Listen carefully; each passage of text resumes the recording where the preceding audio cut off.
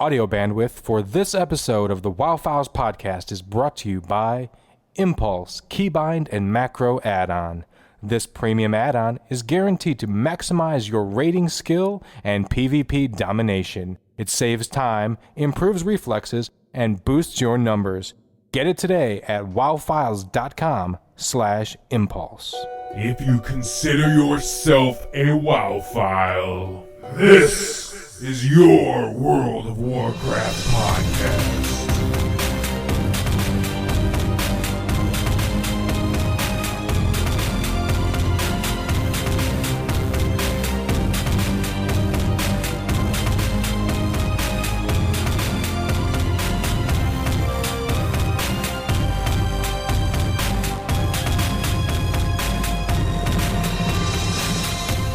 Hey, what's up, fellow WoWphiles? Thank you for joining us. This is the WoWphiles Podcast. My name is Jason, and with me, as always, from his newly renovated recording studio, hurricane-proof and all, none other than my co-host Jacob, a.k.a. Modem, reporting live from Chen's Empty Keg. What's up? Oh my god, what are we doing? What's going on? I have no idea, actually, what's going on right now. I don't remember how to do this. Do I fling poo at the wall? What do I do? We just run around and just mash buttons and hope it records, I guess. Oh, that's right. We get butt naked, get on the internet, and talk to each other. That's what we do. That's pretty much how we always did it before. So. Okay, cool. Got to keep it going. So we're back. Some people like to think that a year and a half in between episodes is a long time. You know, that's just their opinion. You know, sometimes you just have an extended break in between episodes. Just a itty bitty break. Itty bitty break. Okay, first off, we'll get to that. Let me do a little housekeeping here. First up, don't forget, everybody, you can stay up to date with our news and all of our announcements in between our shows each week, and you won't have to wait a year and a half between episodes 62 and 63. Facebook.com/WoWphiles. If you are listening to our show right now going, oh my god, I cannot believe you guys are back, go to Facebook.com/WoWphiles right now, press pause, and like our page. We want to boost that back up. We've got some good conversation going on over there. We're trying to stay in touch with everybody. We're also on Twitter, as always, twitter.com/WoWphiles. I've been chatting with a lot of cool people over there. So spread the word to your friends, all your followers, like, tweet, share all of our stuff. Let everyone know the show is back this week.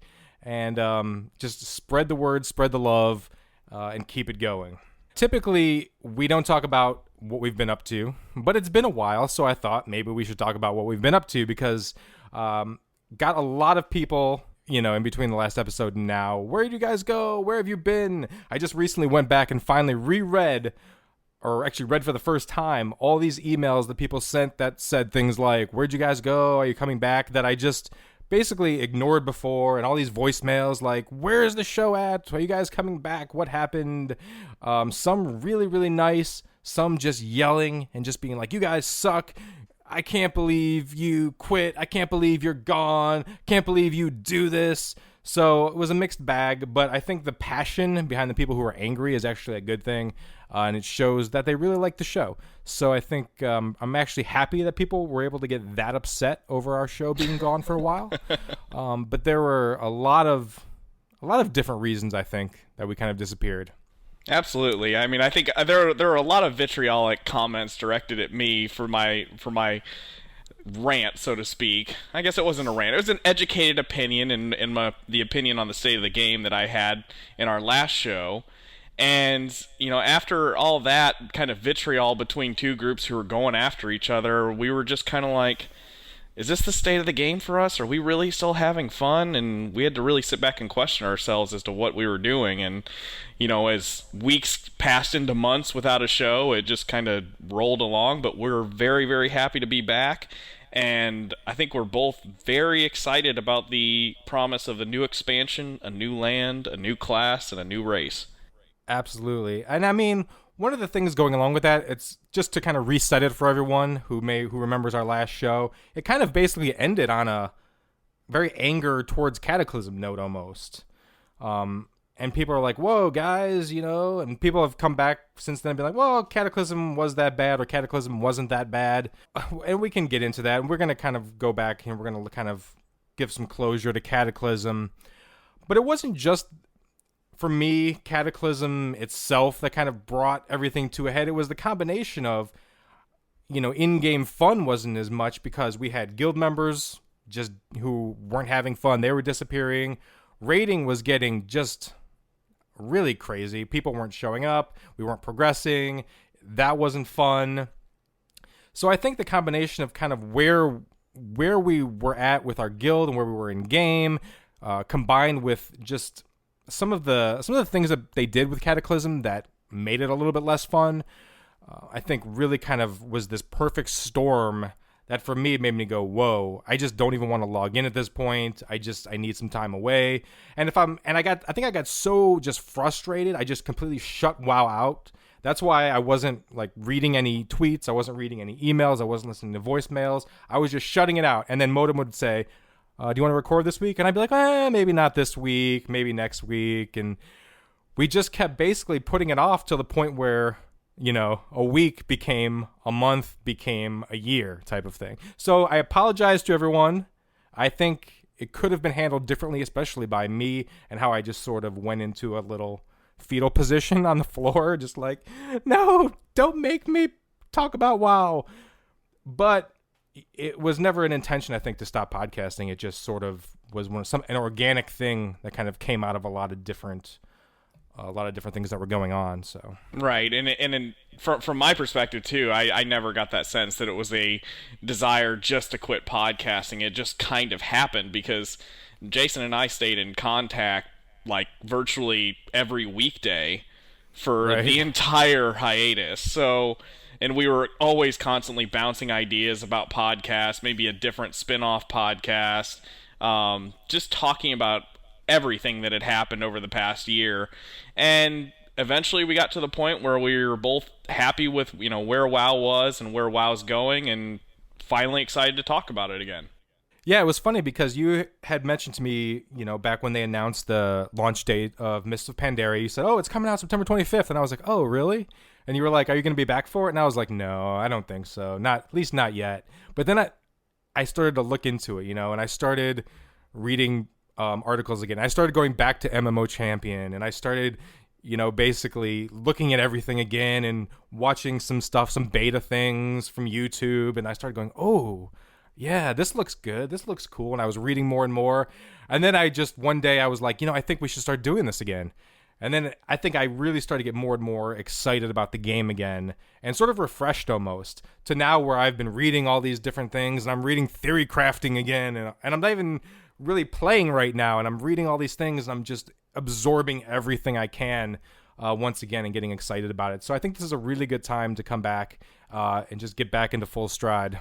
Absolutely. And I've spent the last a year and a half actually raiding with a great group of people, the No Pants and a Tie raid team on Earthen Ring, and I just want to give a shout out to all those guys. They've been really great to me over the past year and a half. Got Heroic Madness Deathwing down, so I have my Savior Razaroth title, done everything in Heroic with the exception of Sinestra and Nefarian and Ragnaros, but everything else done Heroic, rating wise, in only rating two nights a week. So it's a real special group of guys, and I miss our old team dearly, but I'm happy to say that I found another great group of people to raid with, and had a lot of fun with them over the last year and a half, even though the content to me has still been subpar, at least from my perspective. Well, let's talk about some other things, what we've been up to, and then we'll get back into Cataclysm. And there's definitely one aspect of Cataclysm that I want to bring up, something that almost led me to want to record like a 10-minute rant podcast over the past year that I never did. But so over this time, if you've been wondering what I've been doing without WoW, basically I have hardly played any video games, though I did try to play Rift for briefly at the end of my WoW time, and that lasted about 5 minutes. I played some Diablo 3, and I played Star Wars The Old Republic. And it kind of makes me sad, actually, about seeing what's going on with Star Wars The Old Republic and people leaving the game, and now they have to go free to play, because it was actually really a fun game that I enjoyed and almost was able to really get myself into full force, but then kind of went, I'll just take a little break from that. It's cool, but I think I'm really ready to get back into some serious WoW playing. So I really enjoyed SWTOR as well. I had a great time. I played. I never got to max level, but I had a bunch of different characters, and I had friends on 2 different servers who were saying, "Play with me over here, play with me over here," and so I was kind of bouncing back and forth between my real life friends and my Warcraft friends in SWTOR. So that made it a little bit difficult, but I would have kept playing that game had after that first month, like all my friends just quit. I thought it was a great MMO, and I'm saddened to see that it has to go free to play now, but I'm also kind of excited because it makes me happy that I don't have to pay that subscription anymore. Yeah, that's true. But I also have been playing Diablo 3 a lot in terms of video gaming, as we were talking about before the show, and as I've bugged Jason repeatedly over the past few weeks, I've been playing Avengers Alliance on Facebook. And that playing the Facebook game, Jason had to listen to me give like a full-out war cry as I was PvPing people in that game. So for a free to play Facebook game, really awesome. And if you haven't tried it out yet, I'd really suggest you trying it out, especially if you like turn-based RPGs, because that's a really fun, addicting crack type free game. So yeah, and then I got a 360. And I've been dabbling with a little bit of stuff like Halo and Gears and Borderlands 2 coming out, The Witcher 2, and I just got Guild Wars 2. Haven't really put a whole lot of time into it, but so far it seems fun. I just haven't been able to select a class and really commit to anything just yet. I think if I'm going to get back into WoW, I can't even put my mindset into another game right now at all. I just need to focus. It is a bit difficult because I am more excited for Pandaria. And we were talking about Mists of Pandaria actually during the last BlizzCon, and this was when we were off the air, and I was just, you could recall my level of excitement when I saw that there's new continent, new race, new class, pet battles. I know there's a lot of people that are like, but I love the idea of pet battles, but we'll get into this later. I was just, every bit of negativity that I had about Cataclysm kind of changed when I saw the sheer amount of content and new stuff that they were putting into Pandaria. So I got really excited about that. Okay, so that's kind of what we've been doing. Let's give Cataclysm some closure right now. Cataclysm was it hadn't been out all that long. It was March of 2011 when we did our last show. Cataclysm was kind of right in that point where it had been out, what is that, like 5 months or so? It was about the time that 4.1 had just kind of rolled around, like right before 4.2 and Firelands. I think everyone was dealing with the disappointment of the fact that 4.1 would have no raids, and that it was only 2 trolled, recycled dungeons. And I think a lot of people were disheartened about that. I know I was, so. Yeah, that's kind of where we were. And then it was sort of like, that was the point where people, I think, really just started to say, oh, Cataclysm is not that good. Cataclysm is this, Cataclysm is that. And so it was kind of this really strange timing that we stopped right at when it really started the conversation about, is Cataclysm a failure? Is Cataclysm a success? And all that sort of thing.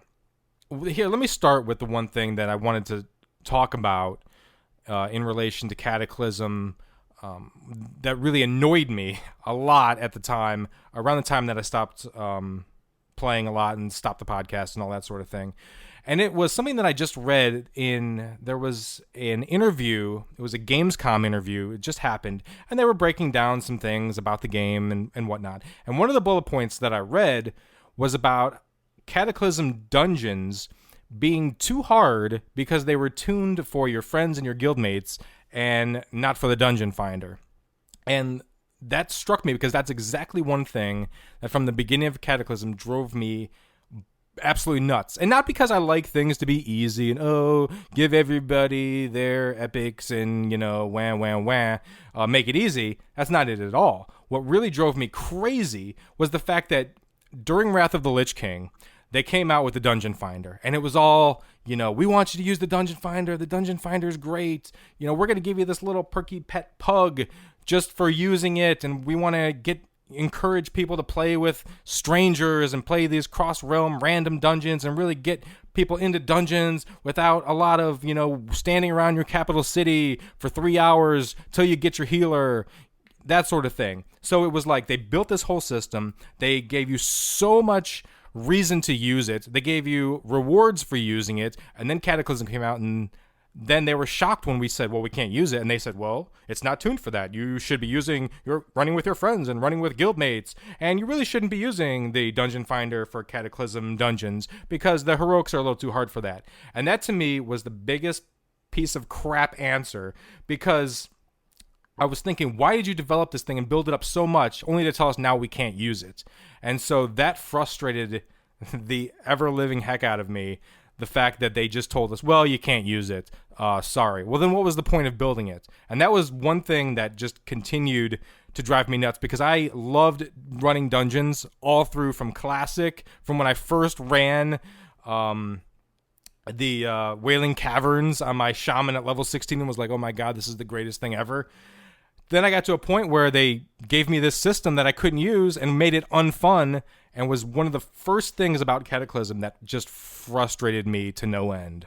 Absolutely, and to take another spin on that, I totally agree with what Jason said. It was very difficult to run anything in the Dungeon Finder at the get-go, but Cataclysm, to me, because Jason didn't play the latter half of Cataclysm, was this notion of like these huge dramatic difficulty swings that like pendulumed across Cataclysm. Like at the beginning it was really, really overtuned and really, really hard, and then all of a sudden it got really, really easy again, and then Jason never got to experience the LFR, the Looking for Raid system with Dragon Soul.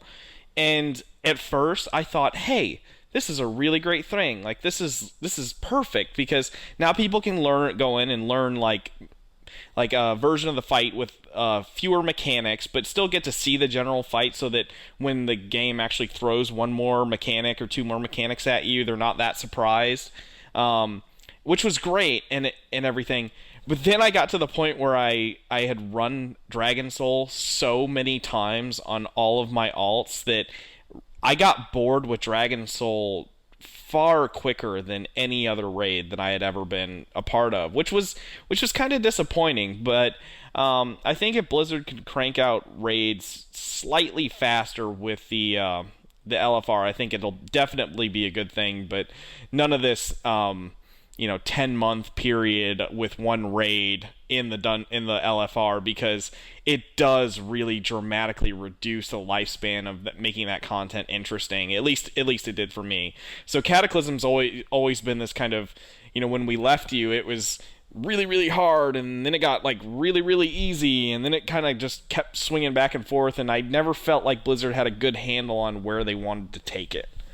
So that was just mechanically one of the problems. And then, other people have talked about, I'm sure on other shows and across forums and things like the world being so disjointed, and you have to take portals everywhere and everything being so separate. That just sort of kind of, I think, added to the lack of fun, just from a perspective of, we had been so used to getting a new continent and exploring this new continent, and now it was like, all right, I'm spending all my time in Orgrimmar, let me teleport to a new place, teleport back, teleport to a new place, teleport back, spend all my time in Orgrimmar, and to me that was just kind of like, this is okay, but I don't love this experience. It's kind of like, I hung out in Orgrimmar a lot in Classic. I miss Dalaran, I miss Shattrath, I miss the special place to go, and I get it from a lore perspective why they were trying to do it and all that, and from the story perspective, but that was just something for me that kind of made it a little less interesting.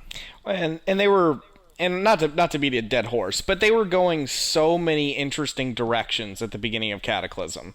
I thought that Cataclysm had so many cool avenues that they could go down with, like the big weapon in Oldham and the Maelstrom, which the Maelstrom did get fleshed out a little bit more, but in Deathwing's human form, like that pretty much just disappeared. Remember when everyone was like, oh, the Deathwing human form's awesome, and maybe we'll get to fight him in human form, and then we'll get to fight him in dragon form. No, you get an ad fight on his back, and then an ad fight at the Maelstrom to fight Deathwing. And that, to me, was like the most underwhelming boss fight ever. I never actually felt like I was fighting Deathwing. I felt like I was fighting poop that was coming out of Deathwing the whole time. And it was just it was really disappointing. But like the weapon thing in Oldham, the Ragnaros storyline had a decent payoff, but you know, we had seen Ragnaros before. There's so many interesting things that were going on in Cataclysm, and they were going like all these different directions, and then like none of it, they never brought it all home, I felt like. Which is kind of what they did in Wrath of the Lich King. I felt like, you know, with the exception of Ulduar, because it was kind of that separate side story, but it had a finite end to it. They brought everything that happened in Wrath of the Lich King from a story perspective and a narrative perspective to a head. And it ended. And it ended, you know, completely. Whereas there are about 50 loose ends that are just like, where were we going with that? And in Cataclysm that I felt like, you know, could have been capitalized on a lot better and, you know, made for a much more interesting story for an expansion. Yeah, so and I missed the whole Dragon Soul, and I missed the Deathwing fight and all that. But I've gone back and I've watched videos on it and things, and to me, I just can't even imagine the letdown feeling, because I pictured, when Cataclysm was coming out, I pictured the Deathwing fight in my mind, as I'm sure a lot of people did, and I pictured it being this just epic battle fighting, you know, this just monster, massive dragon form Deathwing, and if we could have fought his human form too, that would have been pretty awesome. But for me to then watch videos of tentacles and fire elementals, and maybe the tentacles were kind of an old god thing, throwback to Yogg-Saron, I don't know. But it just seemed like, wow, not at all what I had ever thought it would be. That, you know, that sort of thing. Yeah, I mean, I conceptually, I thought the last fight was kind of cool. I mean, the fact that he bursts into a gigantic tentacle monster because, you know, all the flames and everything inside of him just burst free after Thrall shot him with the Dragon Soul. But it was still an ad fight at the end of the day. It was still an ad fight, and I never felt like I was fighting Deathwing, which was a real bummer, because I thought the Ragnaros fight was really, really well put together, because I felt like I was fighting Ragnaros the whole time, and I was. And even though it did have, you know, a large number of ads in it, and especially in the heroic version of that fight when he pops out of the ground, you are fighting Ragnaros. I know everyone makes fun of his feet, but, you know, he's the big bad guy. Yeah. And, you know, just it's like peeling off Deathwing's toenails and back hairs is what I felt like I was doing throughout both of those fights, which was disappointing. But you know, and he could have been used as such a much cooler villain, because he really could have been.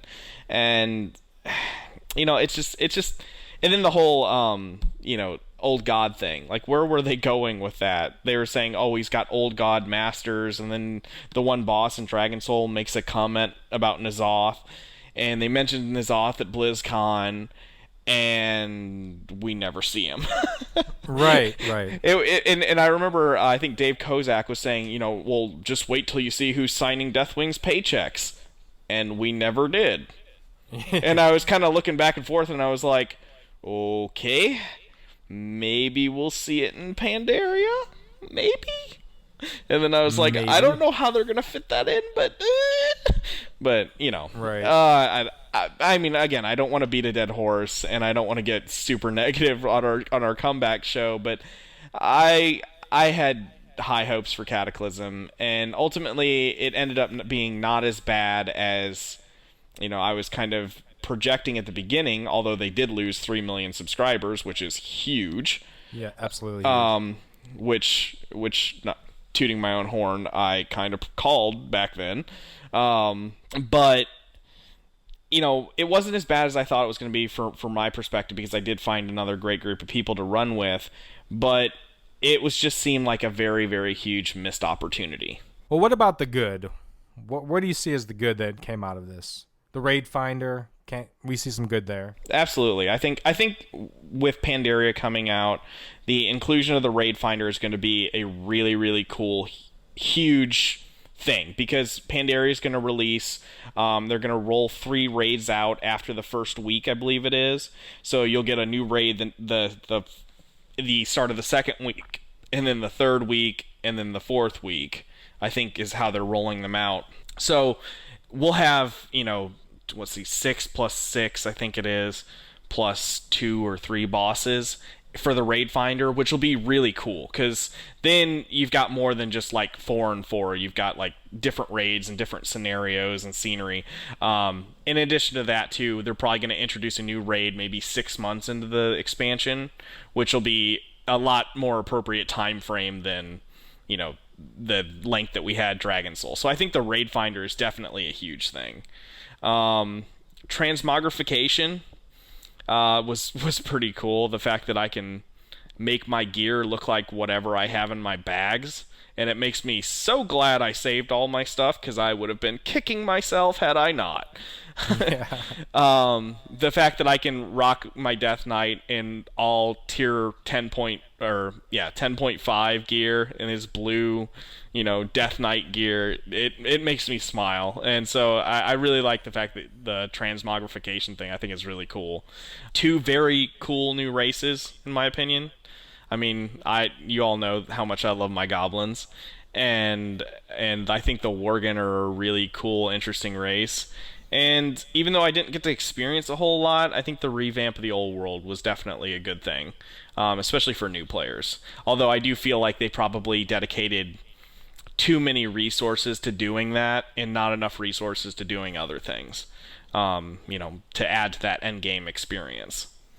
But I think those are definitely the good things in Cataclysm. And honestly, this is going to sound kind of silly, but I think losing 3 million subscribers, even though it doesn't sound like a good thing, I think it will be a good thing, because I think Blizzard it really punched them in the face in the way to make them understand what they did wrong in Cataclysm. So that's why I think we're getting many more like new ways to play the game, like scenarios and new PvP modes, not just maps, and pet battles and things like that. I think they really understood that the home of the game is the end game, and if the end game's not good or not accessible or not varied, then this is going to happen again.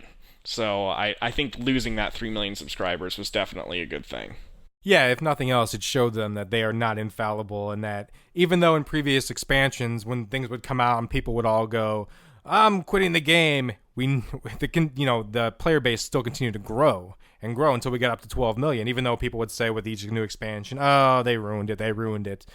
But then Cataclysm came out, and then all of a sudden people said, you ruined it. And they really actually left. For the first time, we actually saw this mass exodus of 3 million people unsubscribing. And this is the longest I have not played WoW. In between Classic and Burning Crusade, I didn't play for a little bit, maybe like a month or so. And then in between Burning Crusade and Wrath, my wife and I were building our new house here, so I didn't play for a little bit then. But that was only like a couple months, maybe 2 months.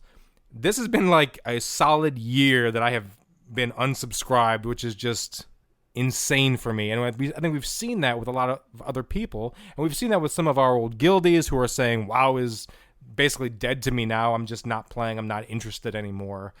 Things that we never saw from people who had played for so many years. I mean, I just look back and I think it was, what did I say? Like March 2006 is when I started playing. So I had been playing a long time, and then finally it all sort of bubbled up and it was like, okay, I can stop now. Absolutely. I mean, as I said, 3 million subscribers is 1/4 of your player base. And that wasn't, during the entire length of Cataclysm's lifespan. That was in the last, 3/4 or full fiscal year. No, it's the last full fiscal year. 1 year, 1/4 year player base. I mean, that's crazy for a game that's, kind of been around and stood strong and led the industry for the last 7, 8 years. Yeah, so 8 years. So, like I said, I mean, I don't want Blizzard to lose money per se. I want them to continue to forge forward, move forward and keep creating a great game. But at the same time, I think that this was a real lesson for Blizzard, and I hope that they learn from it. And I feel like they have learned from it from everything I've seen on Mists of Pandaria. So that'll be the end of my negative comments about Cataclysm. I'm sure a lot of people don't like to hear them because, as I believe one commenter said, over a year ago, they said, I listen to podcasts because I want to get excited about my new game or about my game. And I totally feel that, and I want people to be excited about Warcraft, and so we're going to forge forward and, look at all the good things that Mists of Pandaria has to treat us with. So, on that note, I think we should move forward now. We can put Cataclysm behind us. Cataclysm was merely a setback. Yes. And now we can move forward. Mists of Pandaria is coming out. We're, about 3 weeks away now. And I think there's a lot of things to get excited about. Absolutely. I'll let you go ahead. Okay, so the first thing, when Mists of Pandaria, I actually bought BlizzCon and I watched BlizzCon. You didn't do that this year, did you? I didn't. I've watched it for a few years in a row. Since they started putting it on DirecTV, I watched it. This year, I didn't. I was just in a cave somewhere. Well, I watched all of BlizzCon, and I can remember watching that opening trailer for Mists of Pandaria, and honestly, this is going to sound really, really nerdy, but my jaw kind of dropped to the floor because I had thought it would be Mists of Pandaria after I read that it would, they had filed for that license and everything. But when I saw just the sheer amount of content that they were promising us, in new content, I was really, really excited and looking forward to the promise of a new expansion and a new set of content. And the first thing that really caught my eye in terms of, aside from the monks and the Pandaren, I'm an altaholic. Anytime you give me a new class, I get to level from 1 to 90, I am going to be very, very excited. And the fact that the monk is a class that is a tank, healer, and DPS, I love those classes, and so I was really, really excited to see that, and I actually am going to be playing a monk as my main in Pandaria. I messed around with it quite a bit in the beta, and I absolutely love the monk. The major question for me is whether or not I want to play an orc monk or a Pandaren monk. And I haven't quite made that decision just yet. I think orcs look really cool. They kind of look like the Mogu. The Mogus, they're the Mogu were their ancestors. At least that's what I'm thinking in the back of my head. But I think orcs look really cool as monks. But I'll probably break down and just play a Pandaren. But so the lore of Pandaria was one of the first things that really caught my eye, aside from the new class and race. And the thing that I liked about it the most was the fact that it was all new.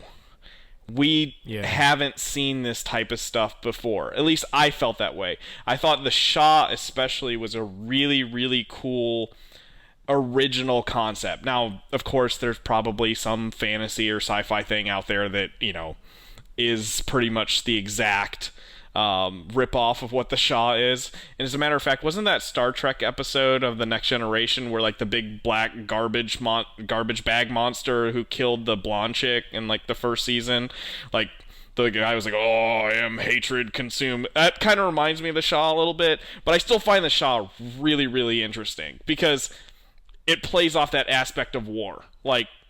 The more people hate each other and the more bad juju going around, the stronger this crap becomes. That to me is a really cool and a really menacing adversary.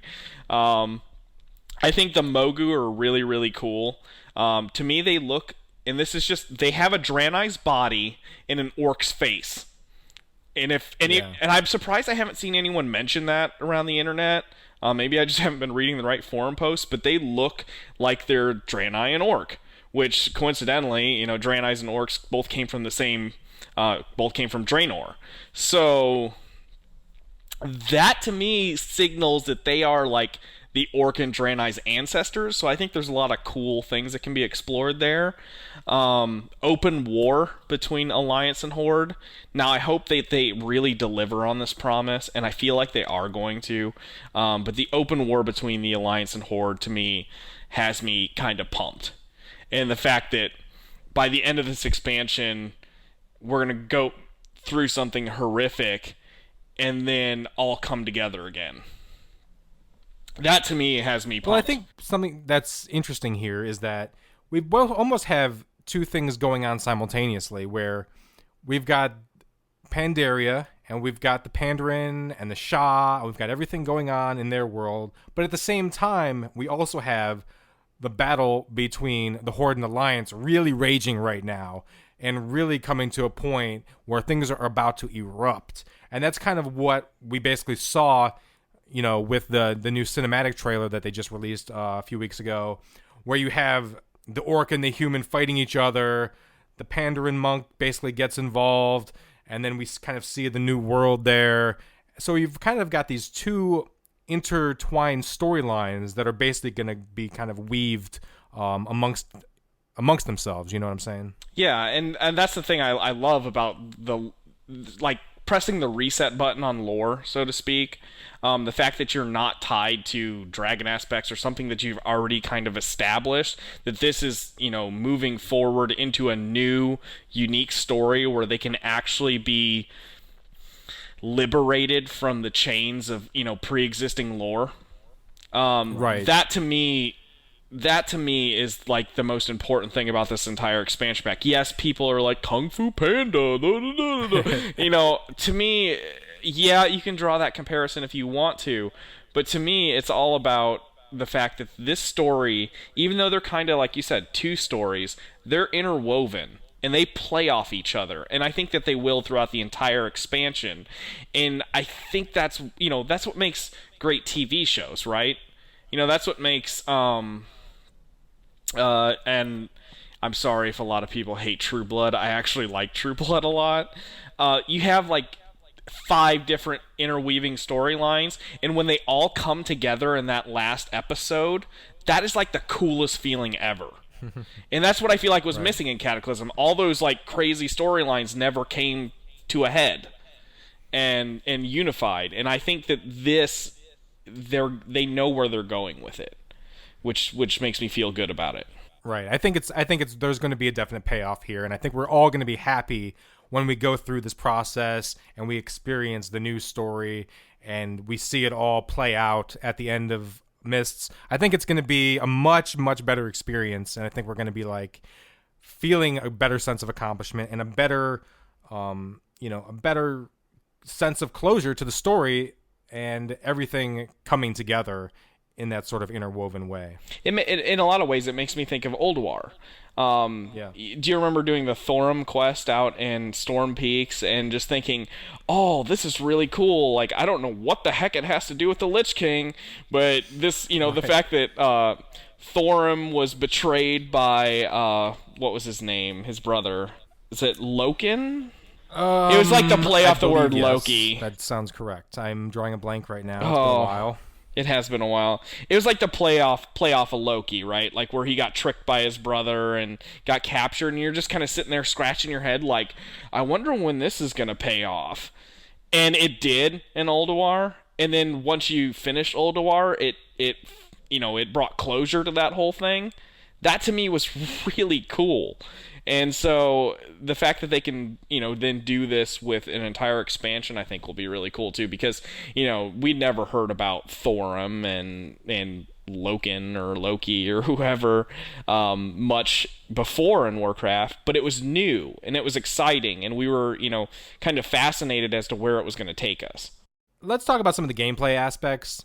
Account-wide, all these different account-wide things with the mounts, the pets, the achievements. I see a lot of differing things that people are saying about them and how it's just not fun when you just give it to me on all my characters. I want to actually work for it.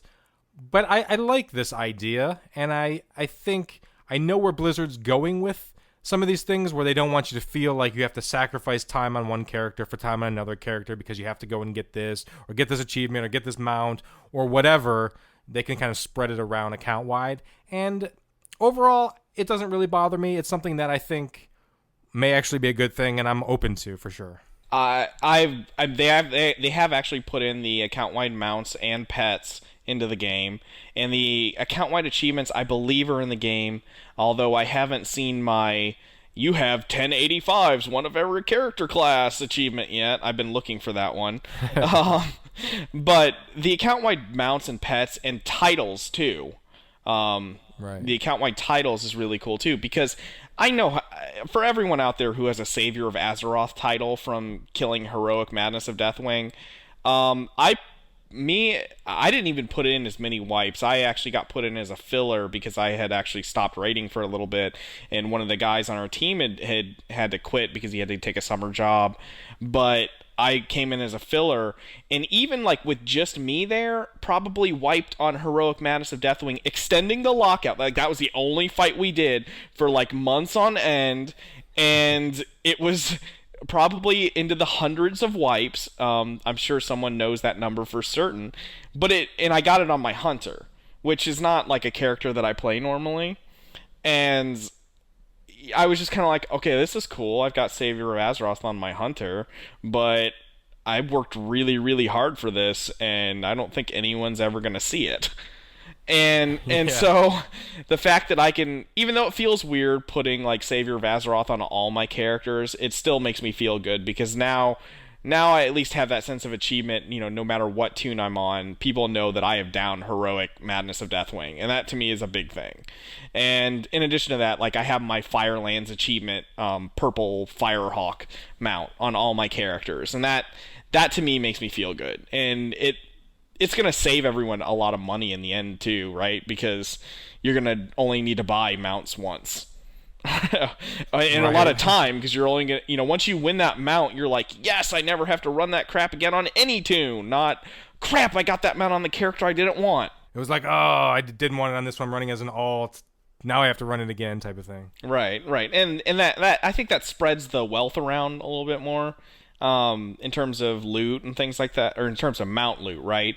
Because now that person who's, on their already has it on two other characters of theirs, and they're still rolling on it on another alt, isn't going to roll on it because they don't need it. Yeah, exactly. So that's a good point. So I think it'll encourage people to do things more often, hopefully.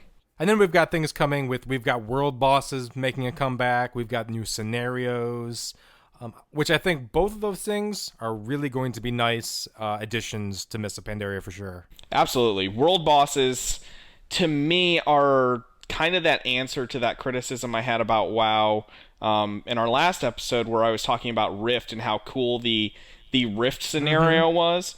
How you could just like run into a group and click join a public group and just fight the good fight together. I feel like World Bosses kind of does that to a lesser degree because it's a little less dynamic, but it allows Blizzard to put in bosses into the game, which I think they said they want like 15 people roughly to be able to do together. It allows Blizzard to put bosses into the game probably at a greater rate, hopefully. That we won't get one like every 5 or 6 months, that they could put in a new world boss like every month to 2 months, like just one boss. And I think that'll make, all of this a lot more interesting. Right. I wish I could remember now what the reason was why they decided to get rid of world bosses, because I always thought it was sort of a really cool element for WoW, going back to the beginning where there were world bosses, and then they sort of got into the mode of, now we're just getting rid of it. We don't think it's a good thing anymore.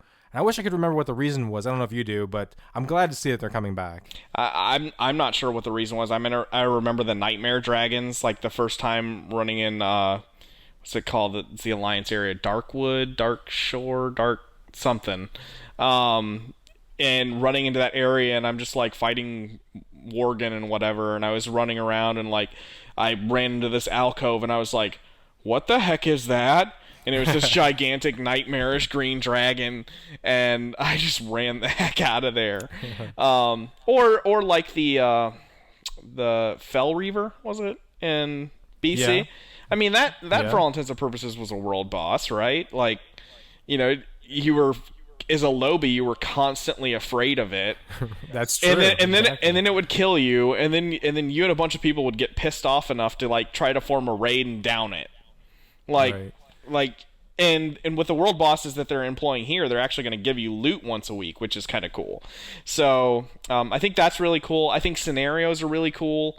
The fact that you don't have to have a healer or a tank, and it's just 3 people. The queues for that are probably going to be lightning fast, and I think it's a really good vehicle for telling more story. And again, pumping out content more quickly because you don't have to balance it for that 1-3-1 party that we're so used to. You can just balance it for, whatever. And so Right.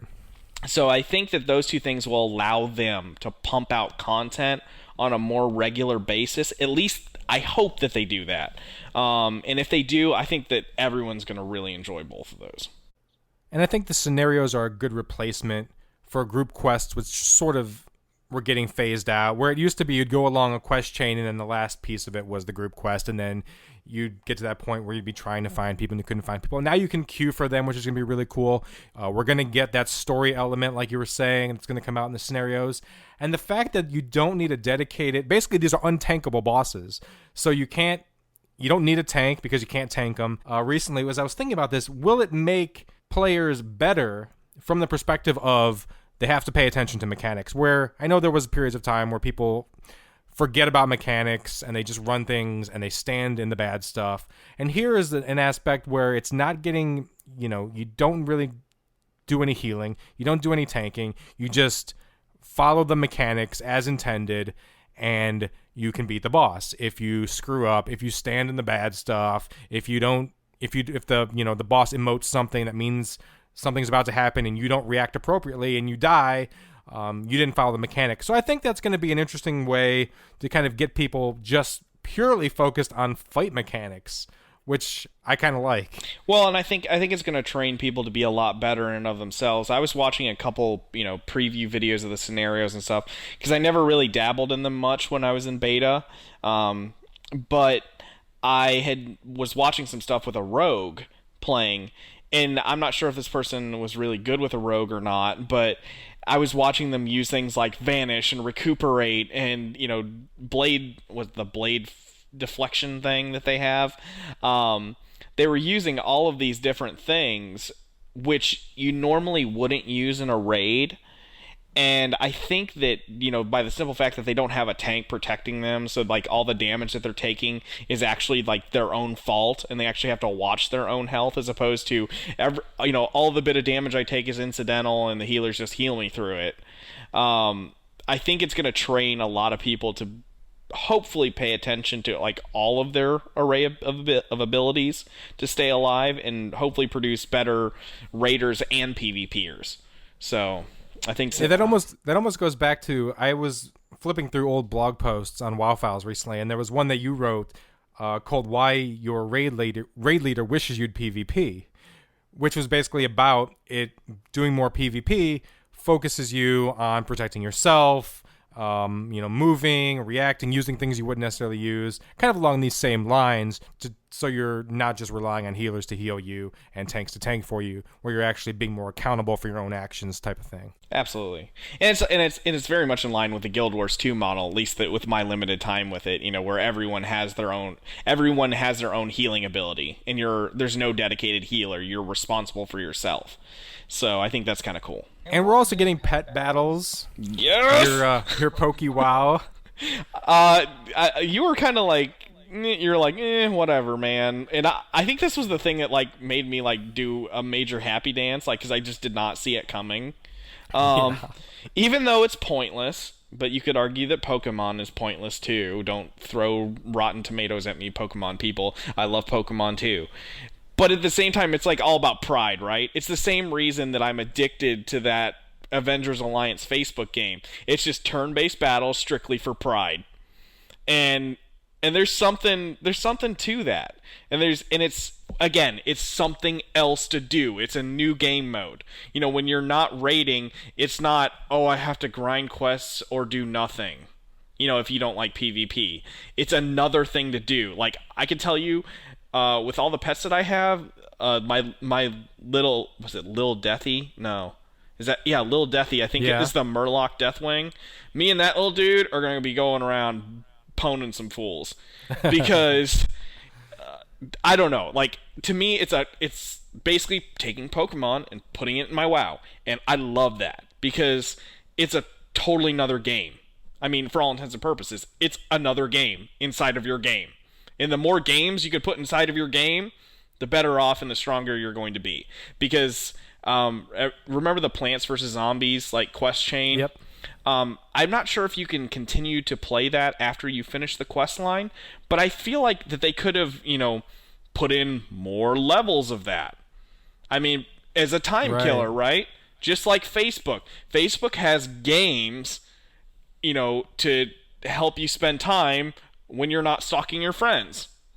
So when you're... It keeps you in Facebook. It keeps you in Facebook, just like this keeps you in WoW. So when you're not raiding or you're not dungeoning, it's another thing to do. And if it's not your cup of tea, don't do it. But for a lot of people, I think it's going to be one of those things that keeps people logged in and keeps people playing. And more importantly for Blizzard's cause, keeps people subscribing. I mean, for me, I was kind of past the Pokemon thing. When Pokemon was big, I was kind of on the verge of being too old and was kind of like, what is this Pokemon? So I didn't get all excited about it, but I am curious to try out the pet battles in practice and actually see how they play and how fun they are. So I'm intrigued. I'm not overly excited about them, but I am intrigued about them. I mean, it's like it's a new thing. You know, yeah. If you're not intrigued by it, you can try it and not do it. But I can guarantee you, there's probably about a third of the WoW population who is going to play this and absolutely love it, because what I played of it so far is really fun. What are some things now we can talk about really quickly, some things that worry us about Mists of Pandaria? One of the things you mentioned already, Raid Finder causing us to burn through content too fast, could be an issue going into this expansion. But at the same time, hopefully they'll be dishing out enough content at a fast enough rate that we won't experience something like that. Well, and it doesn't... and Blizzard was kind of alluding to this back in Cataclysm, but they never actually committed to it. It doesn't have to be that, you know, 5.1, here's a raid, and 5.2, here's a raid, and 5.3, here's a raid. You know, it doesn't have to be that. It can be 5.05, here's 2 more scenarios, here's 5.1, here's a raid, here's 5.15, here's, you know, a new set of dungeons, here's 5.1, you know, 5.2, here's your, you know, your next raid. If they can do something like that where they're just kind of giving us content on like every month or every 2 months, even if it like every month it's like, okay, here's a world boss, next month here's a scenario, next month here's a dungeon, next month here's a raid, you know, kind of follow that point where you're just kind of always adding something new. Because a lot of the stuff that they have here with the new stuff like scenarios, pet battles, world bosses, all of them are bite-sized content, I guess. So I feel like that they can and should roll them out quicker. Yeah, and I don't see any reason, and they sort of got into this same routine, but why does it have to be everything is a 0.1, 0.2, 0.3, 0.4, we're out, you know? You get your 0.1 content. Why can't it be a 0.2, a 0.25, or 0.3, 0.4, 0.7, you know? Why can't we just roll them out with all these little patches? Why did it always have to be this? You get your big 0.1, your 0.2, your 0.3, and we call it a day sort of thing, you know? And I never paid for my subscription of Rift after the point. I'm actually really anxiously awaiting it for it to go free to play because, again, I don't want to drop the money on it, but I really did have a lot of fun with my time in it. But I think Rift is a good example of that. Rift, within 1 calendar year, I think they had, 10.1 patches. And it wasn't like every patch had a raid in it. Sometimes it would just be a 5-man or 2 5-mans, but they were constantly rolling out something new, telling another story. And I think that's what kept a lot of people engaged, and that's why, for all intents and purposes, Rift has remained relatively successful on a subscription model, whereas even SWTOR with a license behind it, and to me with good gameplay, hasn't. Is because the content that they were rolling out was relatively quick, and those people who were hooked stayed hooked. Yeah, and I mean, even in WoW, they sort of did it. And I get during classic WoW was new. They were still fine-tuning things. They were still rolling things out. But, I mean, I was just looking up recently, what patch was it when I came in the game? It was 1.10, and there were still a few more after that. But it was 1.10 when I came in the game. So they did sort of do that in Classic, but once Burning Crusade came out, it basically just became, you get 3, maybe 4, and that's it for the whole expansion type of thing. Right.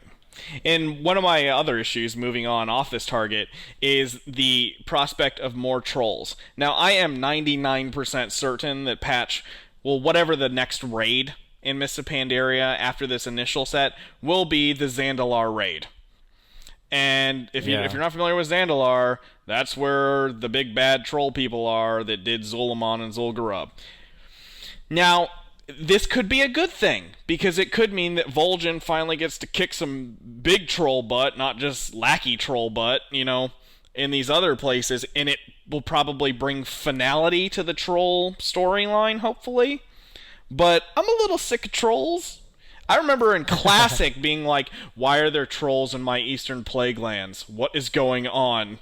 Like, I just remember thinking, like, okay, I just got through Stranglethorn Vale, there are trolls. Okay, now I'm in Hinterlands, there are trolls. Now I'm in Eastern Plaguelands, cool, Scourge, something new. Why are there trolls?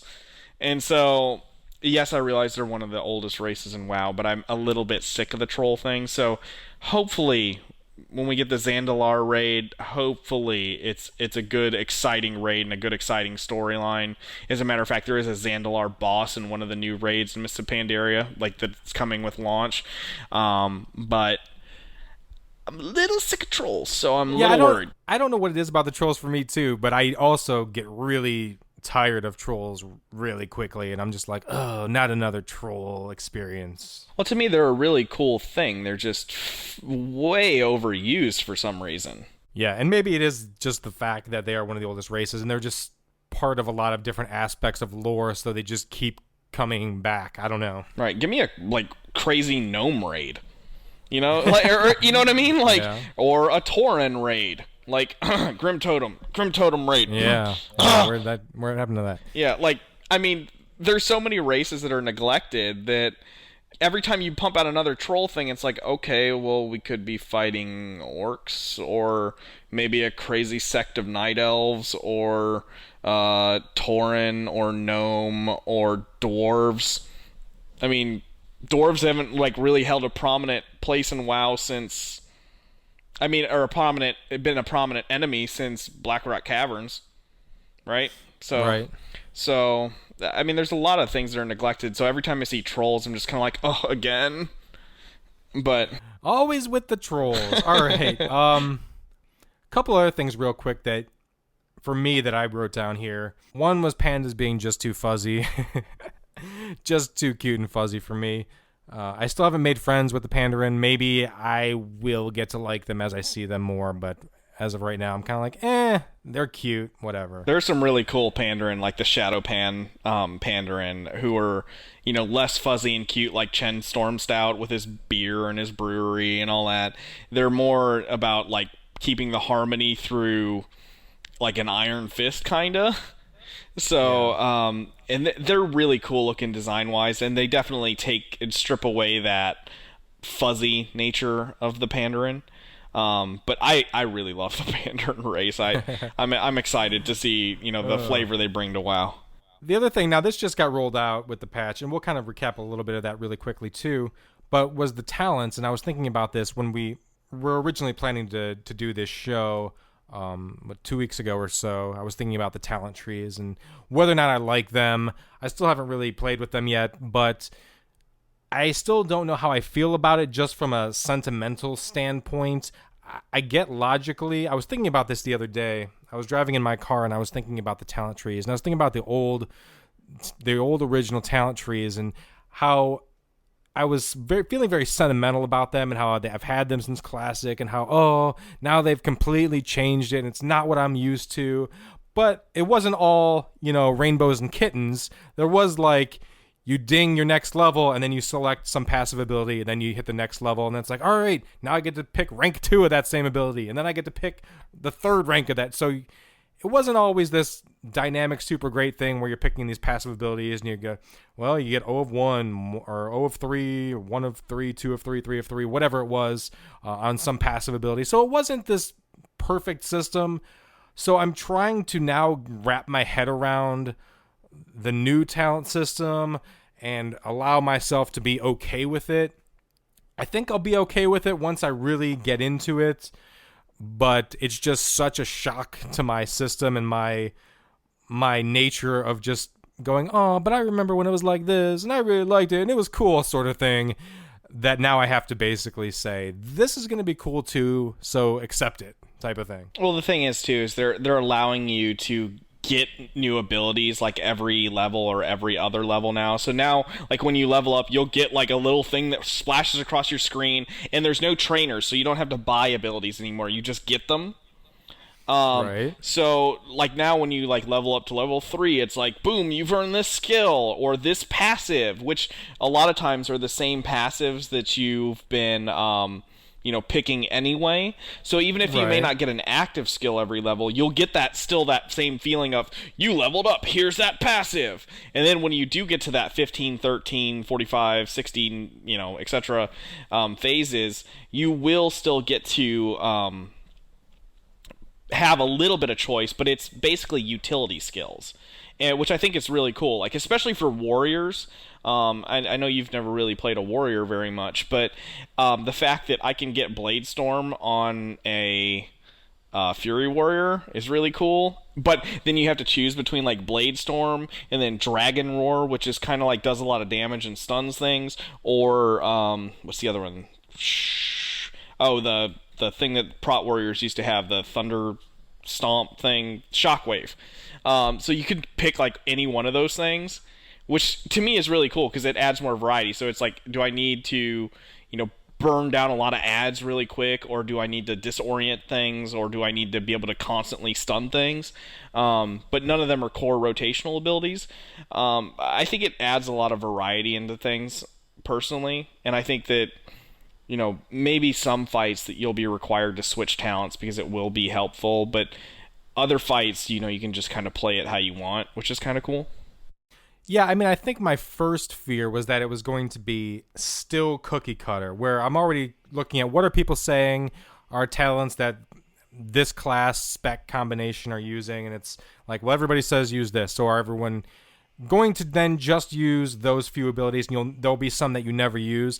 I do really like the idea that there will be things that are very situational, or that you want based on the encounter or based on the raid or the PvP that you want to switch to and that you want to use, and you want to keep mixing it up and making it a more dynamic experience rather than set it and forget it. But I just want to make sure that that actually happens in practice, and it still doesn't turn into people pick the same talents and leave them and forget them.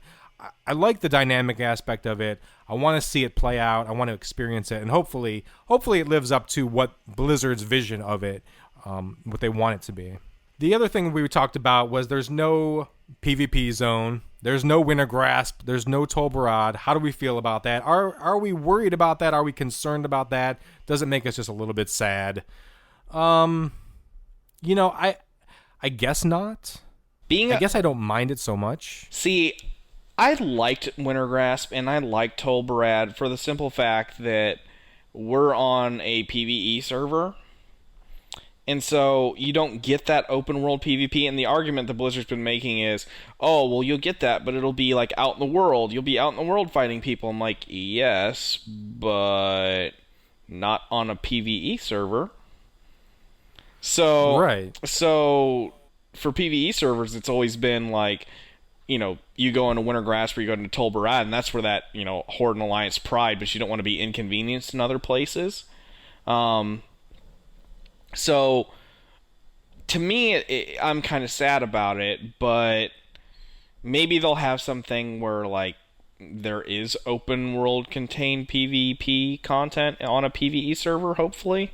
I don't know how they do it, but, maybe, like, once every couple hours or something, like, the whole zone erupts into a battle, and you can't avoid it without avoiding the zone. I mean, maybe something like that. I don't know. I would like to see some incarnation of open world PvP in some aspect, because it is fun when you want to get involved in it, and it's just this mass thing where it's just, this two huge armies of, however many players will want to get in at that time going at it. I like that. I used to do Winter Grasp quite a bit. I didn't do Tol Red very much. But I did quite a lot of Winter Grasp, and I did enjoy it, and I would like to see open world PvP. I just want to see how they will bring it together on the PvE servers. Right. I mean, on PvP servers, I'm sure it'll be fine, but on PvE servers, I'm a little concerned, especially with trying to sell the story of war and everything. It's not going to feel exactly like open war when nobody's fighting each other.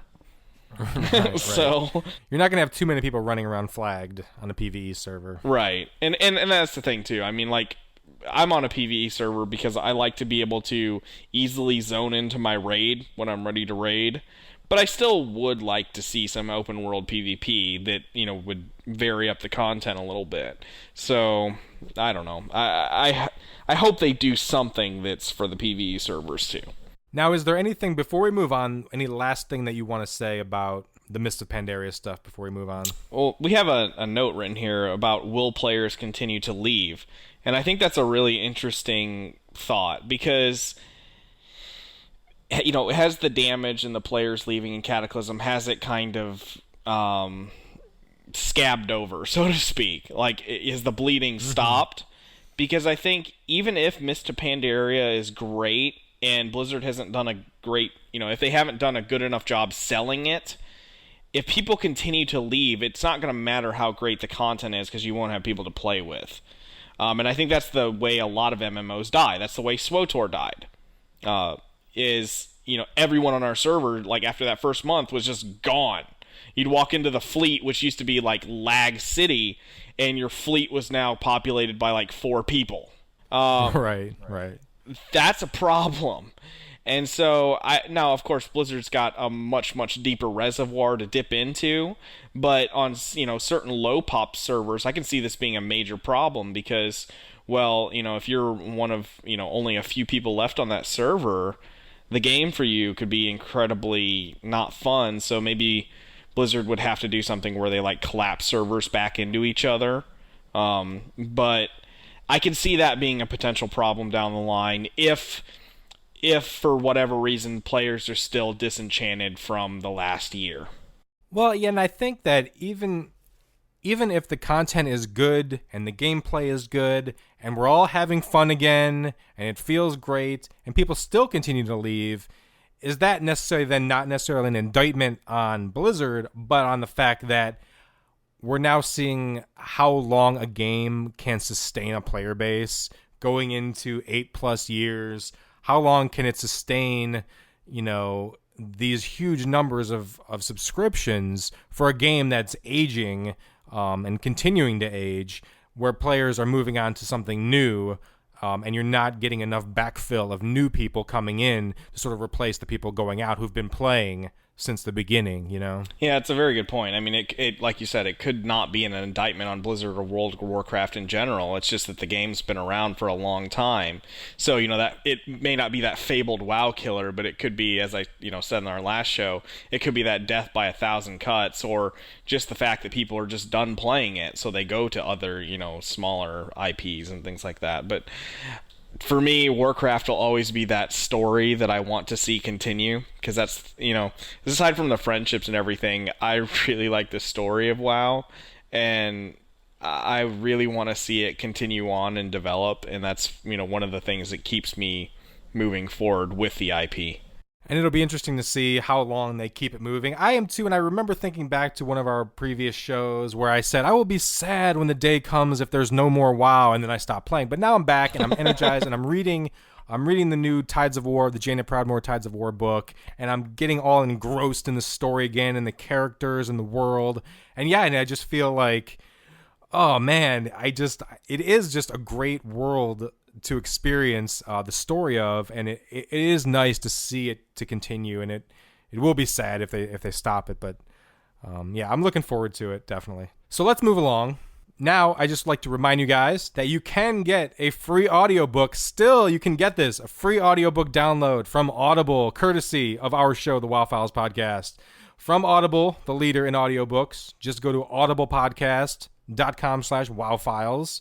Our link still works, and you can sign up to get a free trial of Audible. And when you do so, you will get a credit for one free audiobook just for signing up to the free trial. They have the book Storm Rage. They have Wolfheart now.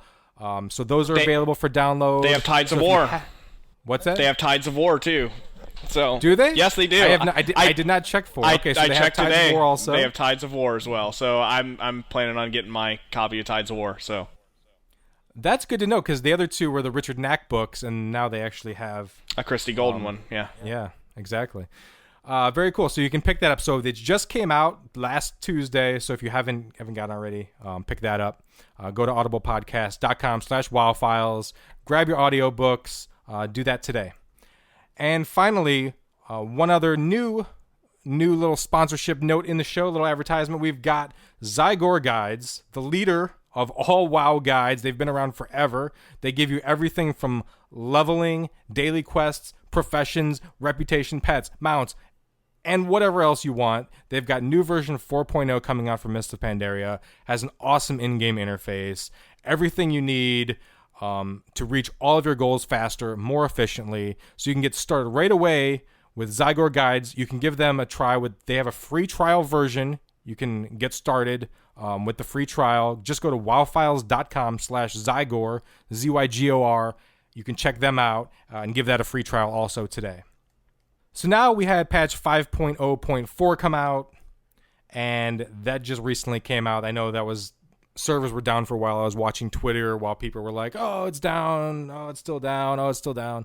But it's back up. I have not been in yet. Full disclosure, I still haven't fully come back to WoW. I do have my Scroll of Resurrection, courtesy of Modem. It is waiting for me. But I have a new computer shipping, and I'm waiting for it to get to me. So once my new computer gets here, I'm going to do a full reinstall of WoW, all patch updates, and I'll be good to go. So that should be this week. This week I should be ready to go. So let's talk a little 5.0.4. A lot of the new stuff that we're seeing feature-wise for Mists of Pandaria coming in, like the talent trees and like the achievements and things being account-wide. What other things have you experienced so far that you're liking from the patch? Definitely the new rotational elements. I think for me, I've just kind of been hitting the training dummy with a lot of my characters. We talked about the account-wide mounts and pets and titles, and I've really liked. Actually, when I found out that I could put Savior of Azeroth on all my characters, I totally just spent about 20 minutes logging in and logging out, switching all my characters to that title. But other than that, I've just pretty much been hitting, the training dummy just to get my head around all the new rotations. I think one of the things that I think is most cool to me is the new Warlock sets. They're very, very, very different. The Destruction is probably the closest to all the their original incarnations or their Cataclysm incarnations, but an Affliction Warlock, for all intents and purposes, is almost like a Shadow Priest now, with a pet, with its own Warlock spin to it. And then, in addition to that, the Demonology Warlock is just so different. When you go, especially when you go into demon form, the rotation just becomes, it's not like you're doing your same rotation in demon form. You're actually using a lot of different abilities and like no cast time abilities and stuff like that. So it makes it really, really cool and really, really fun. And then the little touches. I think Blizzard's put in a lot of little touches with this expansion, at least with the new character classes. They put in like for an Affliction Warlock, they actually have floating soul shards around them that are visible, that kind of look like, is it Kael'thas? Yeah. They kind of look like Kael'thas' soul shards.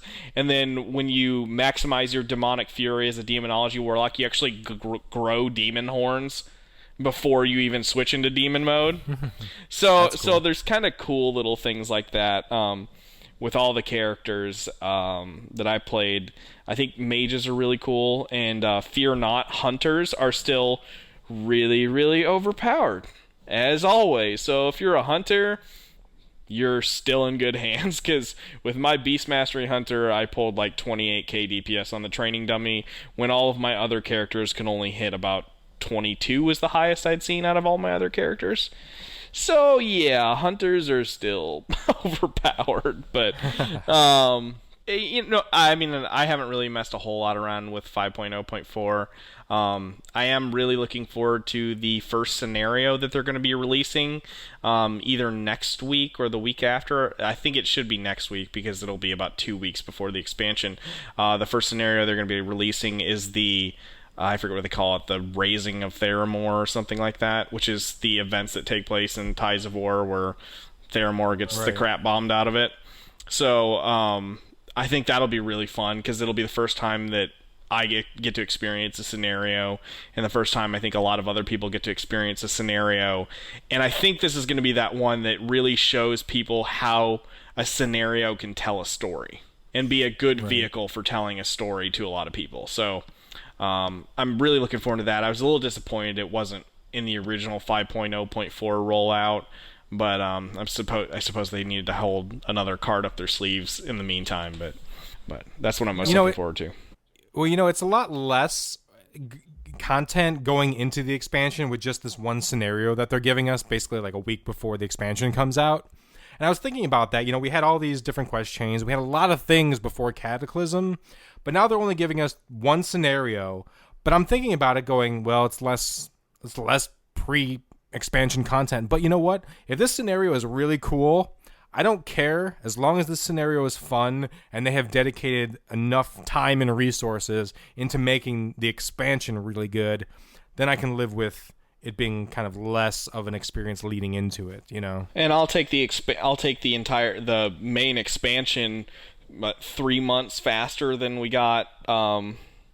Actually, much faster than we got Cataclysm, because Wrath of the Lich King launched in, I believe, November, right?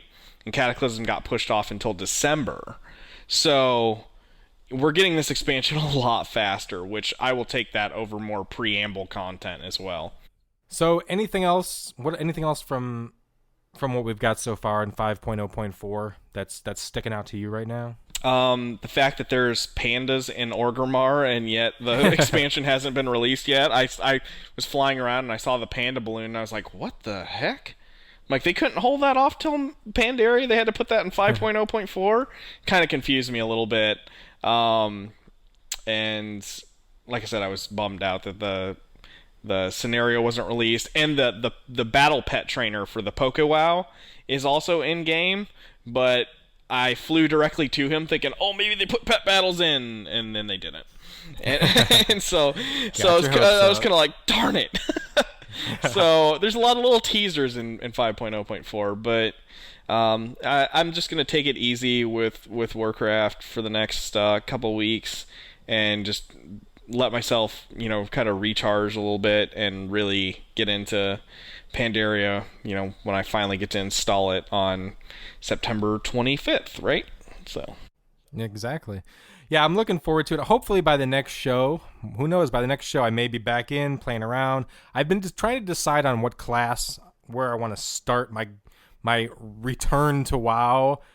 I'm still deciding, so if anybody out there wants to give me a suggestion in the next whenever time, I will gladly take it. I posted a poll on our Facebook page. What should I play?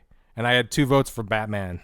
I allowed people to give suggestions, and I had 2 votes for Batman. So if I could figure out a way to play Batman, maybe I would. Hey, and this is going to upset a lot of rogues out there, but if Batman was a WoW character, he'd be a monk. You think so? Just saying. Yeah, maybe. So that's kind of where we're at right now. I think maybe going into next week, maybe we can look at more of talking about the upcoming scenario, talk more about the book. I think there's some things we want to talk about with that. Definitely, I'm about 200 pages in right now. I'm getting close. It's so far, I'll just give, this is no spoilers or anything, but so far for me, the book has been very much a slow build up. we know that the book leads into the expansion, and we know about what's going on with Theramore coming in this new scenario. And so far for me, in nearly about these first 200 pages, it's just been sort of this gradual build-up and not a lot of real meat and excitement. Some character development, some build-up, and that's about all so far. So I'm waiting for something to happen. I think right now where I'm at in the book is sort of the cusp of where I may actually see things happen, so I'm looking forward to that. So proud of you. You're actually reading up on lore. So proud. I know. Look at me go, right? Not like the old days where I used to sleep through it. Yeah. So we don't have we have no voicemails, emails to read this week. We don't have any comments. You can comment on our blog posts, obviously. Nothing really to read. I do want to give a shout out to Connor because he asked for it on our Facebook page, to give him a shout out from his favorite podcast. He's been shaking his fist at us for not recording because I posted, okay, we're going to record. And then this hurricane thing came through. And we kind of pushed our recording back a little bit. Yeah, he was very angry. He was very angry. Yeah, don't blame me. Blame Isaac, because nothing we can really do about a hurricane. Right. There's no accounting for hurricanes. But what's another week when you've been waiting a year and a half, right? Right. It's all relative. So yes, but you can leave us comments and all that stuff. All that good stuff, as always, as we continue to get back in the swing of things and continue to shake off the rust. I feel really rusty. This was a very awkward episode for me. I don't know how it sounds out there to you guys. I'm going to listen to it back. But for me, it sounds a little bit... sounds a little strange being back. It's good. It's a good feeling, though. I'm jazzed. I got the jazz hands going. I'm pumped up for this. So... I think it's going to be a good time. I think we're gonna really bust it out here. So I missed our bromance. I'm not gonna lie. That's why I bugged. It was a good bromance. That was always the good part of our show. People always said we had the rapport. It was the bromance factor. There's no accounting for the bromance factor. No, definitely not. You can't fake bromance. Not at all. Not at all. All right, so that is it for this episode of the podcast. Remember, you can stay connected with us throughout the week. We do have our app still on the App Store, and it is updated. People have been asking me, when are you going to update it? It's updated. We haven't done a show in a while, but all the shows are on there, and it's going to stay updated. So if you want to listen on the go, you can grab the app in the iTunes App Store. The website is wowphiles.com, where you can stay up to date on all things WoWphiles there. Join us on Facebook. Definitely go there now and like us. The show is over. You have nothing else to do but like us on Facebook. Show your love. Help us know that you're still out there by liking us on Facebook and following us on Twitter. It's one of the few ways that we know that you guys are engaged, that you're out there, that you love the show, and all that good stuff. It keeps us pumped up every time somebody engages a conversation in any of those formats. So definitely do that. We're looking forward to it. You can always email us, podcast@wowphiles.com. We still have our voicemail line, 330-866-0085. That is our voicemail line. Feel free to leave us a voicemail. Let us know what you think. If you're excited that the show is back, let us know. And that's it. Till next week, guys. We will be back next week.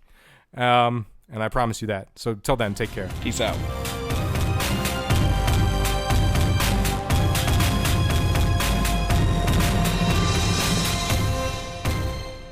Moo, are you happy now?